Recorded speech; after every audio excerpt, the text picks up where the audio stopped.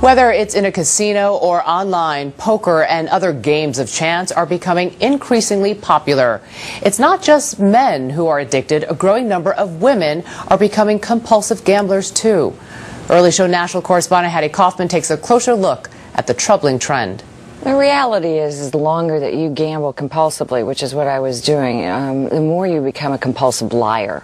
In the 1980s, Melanie Morgan was a successful television anchor. Good morning, it's 7:25. Until her gambling addiction cost her job and nearly destroyed her marriage.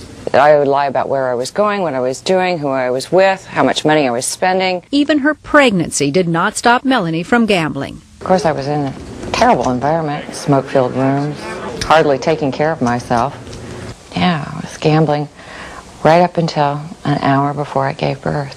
After her son was born, she often left the infant with an assortment of babysitters.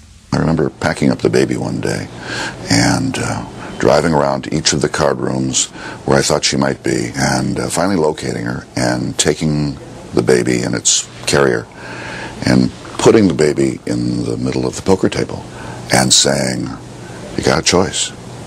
You want to play cards, or do you want to be a mom?" I knew at that point I was in desperate trouble.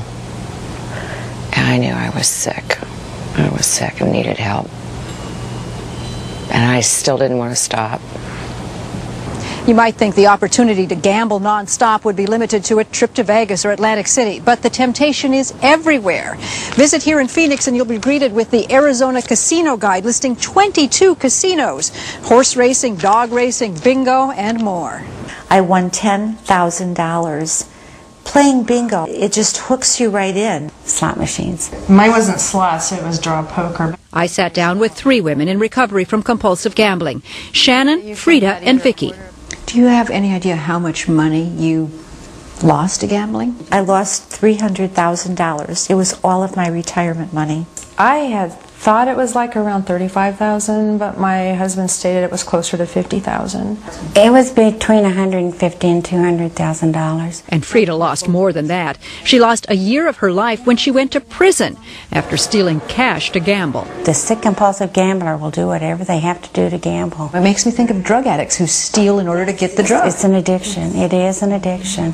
Psychologist Paul Good says it used to be that most women gambled to escape their everyday lives. But now more are simply lured by the action. A sense of excitement, of being on the edge, that you are literally holding your fate in your own hands at a poker table. For a woman, that can be a very powerfully riveting experience. Is it a high? Is it euphoria? Oh, yes. Yeah. Yes, it is. Especially when you hear the bells It's like ringing. a drug. According to the National Council on Problem Gambling, 20 years ago, only a handful of those seeking help for a gambling addiction were women. Now, almost half are female. You are going to see gambling take its place alongside alcoholism and drug abuse as being one of the most significant addictions of our time. How hard was it for you to walk into a group and say, "I'm one of you"? It was very difficult because it takes a tremendous amount of courage. I thought that I would find people that, you know, would be filled with tattoos. They weren't going to be like me. But everybody was like me. Everybody was just like me. With treatment and regular attendance at a 12-step program, all of these women have their lives back.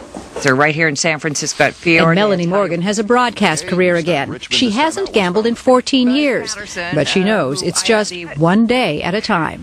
One bet, that's all it takes, and I could instantly be back in that place that I was before. And in fact, every one of these women has relapsed at least once. Even after hitting bottom. And after not gambling for 10 years. Despite the fact you'd spent a year in prison. That's right. So every day without gambling is celebrated. Today I'm at a day 100. Today you have 100 days, yeah. Does she get an applause for that?